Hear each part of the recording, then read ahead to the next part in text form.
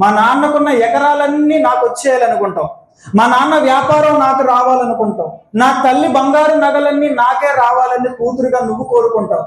మరి నా దేవుని పరిశుద్ధత నాలో కూడా ఉండాలి అని ఎందుకంటే కోరుకోము? అక్కడ చూసారా వెనకెళ్ళిపోతున్నాం మనం, అక్కడ చూసారా వెనకబడిపోయాం మనం. పైగా దేవా నన్ను ఆశీర్వదించు అని ప్రార్థన చేస్తాం, దేవా నన్ను దీవించు అని ప్రార్థన చేస్తాం, దేవా నన్ను కాపాడు, నా బిడ్డల్ని కాపాడు, నాకు మంచి ఆరోగ్యాన్ని ఇవ్వు, నాకు మంచి ఇల్లు ఇవ్వు.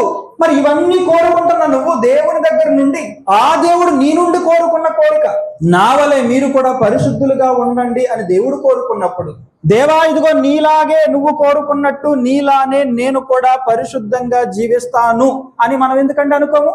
మనం ఎలాంటి వాళ్ళం అంటే అవకాశవాదులు అండి. మనకి అనుకూలంగా ఉన్నవన్నీ మనకు కావాలి, మనకు అనుకూలంగా లేనివన్నీ మనం విడిచిపెట్టేస్తూ ఉంటాం. మనకు అనుకూలంగా ఉంటే మనవి, అనుకూలంగా లేకపోతే మనవి కావు.